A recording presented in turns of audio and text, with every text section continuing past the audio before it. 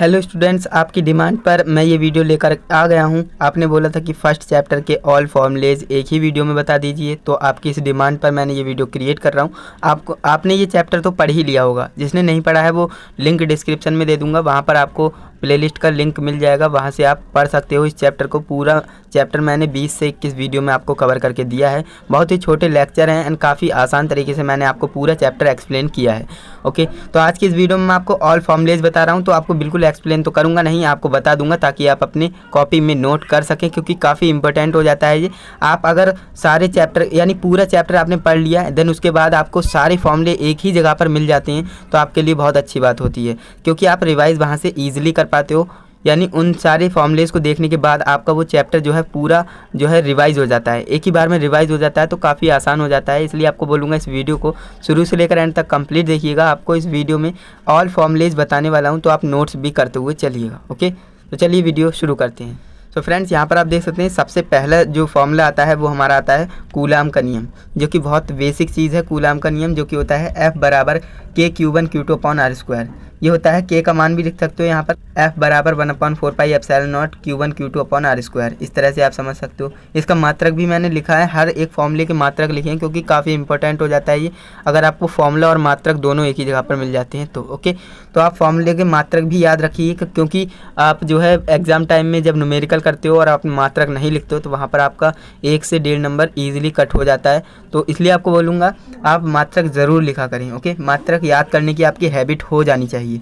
इसका मतलब होगा कूलाम स्क्वायर पर न्यूटन मीटर स्क्वायर। ओके, तो फ्रेंड्स नंबर 2 हमारा फॉर्मूला है परावैद्युतांक या आपेक्षिक वैद्युतशीलता, जो कि मैंने आपको समझाया था। ये होता है F बराबर एप्सिलॉन बटे एप्सिलॉन नॉट। ये होता है F बराबर एप्सिलॉन बटे एप्सिलॉन नॉट। इसका मतलब होता है कूलाम स्क्वायर पर newton metre square, coulomb square प्रति न्यूटन मीटर स्क्वायर। ओके, ये आप समझ गए होंगे। ये फॉर्मूला अदर है, वो मैं आपको बताऊंगा क्या है। एंड इसके बाद जो थर्ड फॉर्मूला होता है हमारा वैद्युत क्षेत्र की तीव्रता। वैद्युत क्षेत्र की तीव्रता क्या होती है, सारा कुछ आपको पढ़ रखा है। इसका फॉर्मूला होता है E वेक्टर बराबर F vector upon Q not. ये वेक्टर फॉर्म में अगर आप वेक्टर हटा दोगे तो नॉर्मल हो जाएगा E बराबर F अपॉन Q नॉट। तो फ्रेंड इस फॉर्मूले का मात्रक होता है न्यूटन पर कूलाम, न्यूटन प्रति कूलाम। नंबर 4 फॉर्मूले की बात करते हैं तो वैद्युत द्विध्रुव आघूर्ण। वैद्युत द्विध्रुव आघूर्ण P बराबर 2QL होता है, आप जानते हैं। तो Q इंटू R यानी कूलाम मीटर जो है इसका मात्रक हो जाएगा। आप इजीली मात्रक याद कर सकते हो, मात्रक आपको फॉर्मूले से ही पता लग जाती है। ओके, नंबर 5 फॉर्मूले की बात कर लेते हैं, जो कि है वैद्युत द्विध्रुव की अक्षीय स्थिति में वैद्युत क्षेत्र की तीव्रता। जी हाँ दोस्तों, ये भी आपको कवर कराया है। E बराबर 2kp अपॉन आर क्यूब, यानी इसे इस तरह से भी लिख सकते हो कि E बराबर 1/4 pi epsilon naught 2p upon r cube. Okay, आप समझ गए होंगे। तो यहाँ पर देखिए अक्षीय स्थिति में है, ये आपको याद रखना है, ना कि निरक्षीय में। तो यहाँ पर जो है मात्रक हो जाएगा न्यूटन अपॉन कूलाम, न्यूटन पर कूलाम, ये आपको याद रखना है। एंड इसके बाद 7 नंबर फॉर्मूले की बात कर लेते हैं, जो कि है वैद्युत द्विध्रुव पर बल आघूर्ण। वैद्युत द्विध्रुव पर बल युग्म का आघूर्ण, जो कि होता है टाउ बराबर PE साइन थीटा। टाउ बराबर PE साइन थीटा होता है, ये आप जानते हैं। 8वां फॉर्मूला हमारा है वेक्टर क्षेत्रफल, जिसे हम क्षेत्रफल वेक्टर कहते हैं, या फिर वेक्टर क्षेत्रफल, या फिर क्षेत्रफल सदिश, कुछ भी कह सकते हैं। तो इसका जो है फॉर्मूला होता है A वेक्टर बराबर n कैप इंटू में A, सिंपल सा फॉर्मूला है। एंड 9th नंबर हमारा फॉर्मूला है वैद्युत फ्लक्स का। वैद्युत फ्लक्स का मात्रक क्या होता है फाई E बराबर E vector into A vector, बराबर इसे हम इस तरह से कह सकते हैं, वेक्टर हटाएंगे कॉस थीटा आएगा, तो E एक कॉस थीटा हो जाएगा। इसका मात्रक हो जाएगा newton metre square upon coulomb, ये हो जाएगा। एंड इसके बाद 10वें फार्मूले की बात कर लेते हैं। तो 10वां जो हमारा फॉर्मूला होगा वो होगा गॉस की प्रमेय।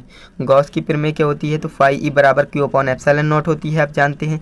तो फ्रेंड्स 11वें नंबर फॉर्मूले की बात कर लेते हैं। 11वां नंबर फॉर्मूला क्या है हमारा, 11वां नंबर है किसी परिमित लंबाई के आवेशित तार के निकट वैद्युत क्षेत्र की तीव्रता, जो कि होती है E बराबर 1/4 पाई एप्सिलॉन नॉट इंटू में 2 लैम्डा अपॉन R। ये हमारी होती है, जो कि आपको फॉर्मूला होता है, याद रखिएगा, न्यूमेरिकल में काफ़ी हेल्प करेगा। एंड यहाँ पर 12th नंबर फॉर्मूले की बात करते हैं। तो 12वां फॉर्मूला हमारा है रेखीय घनत्व। रेखीय आवेश घनत्व, पृष्ठीय आवेश घनत्व, ये आपको पता होने चाहिए। तो रेखीय आवेश घनत्व जो होता है वो होता है लैम्डा बराबर Q अपॉन L। ओके, यहीं से आप परिभाषाएं बना सकते हैं, जो कि मैंने आपको बता रखा है लेक्चर्स में, तो यहाँ पर नहीं बताऊंगा, वीडियो बड़ी हो जाएगी। तो यहाँ पर 13वें नंबर फॉर्मूले की बात करें तो 13वां नंबर फॉर्मूला हमारा है पृष्ठ घनत्व, पृष्ठीय आवेश घनत्व कहते हैं इसे। पृष्ठीय आवेश घनत्व का फॉर्मूला होता है सिग्मा बराबर Q अपॉन A, सिग्मा बराबर Q अपॉन A।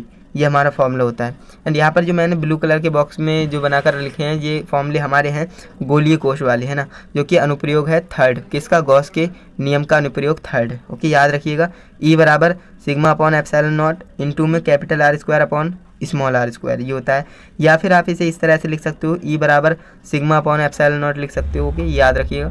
एंड इसके बाद एक और होता है, ये भी होता है, ये जो है पृष्ठ पर होता है, ई बराबर सिग्मा अपॉन 2 एप्सिलॉन नॉट, ई बराबर सिग्मा अपॉन 2 एप्सिलॉन नॉट, ये आपको याद रखना है।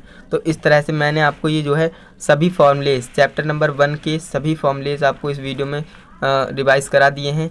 आई होप आपने लिख लिए होंगे, नहीं लिखे हैं तो स्क्रीनशॉट ले लीजिए, आपको मौका मिल रहा है स्क्रीनशॉट लेने का। एंड अगर आप स्क्रीनशॉट नहीं लेना चाहते तो आप टेलीग्राम पर जाइए, सर्च कीजिए PCM लाइव लर्निंग, वहाँ पर आपको हमारा चैनल मिल जाएगा।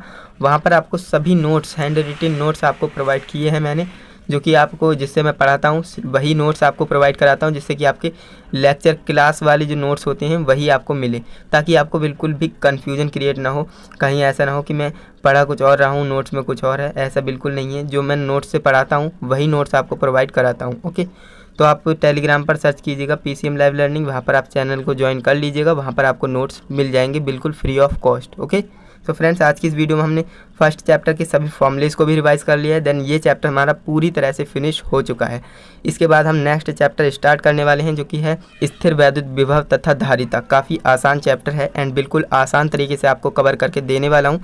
उसके भी लगभग इसके समान ही लेक्चर्स बनेंगे, इससे ज़्यादा बन सकते हैं क्योंकि वो थोड़ा लेंथी चैप्टर है। ओके, तो आप समझ सकते हैं काफ़ी आसान तरीके से वो आपको पढ़ाने वाला हूँ, इसलिए आपको बोलता हूँ चैनल को सब्सक्राइब करके ऑल नोटिफिकेशन सिलेक्ट कर लेना, जिससे कि आने वाली वीडियोस की नोटिफिकेशन आपको बिल्कुल टाइम पर मिल सके। ओके, तो चलिए दोस्तों आज के लिए बस इतना ही। हम मिलते हैं किसी नेक्स्ट वीडियो में किसी नए टॉपिक के साथ। तब तक के लिए जय हिंद, वंदे मातरम।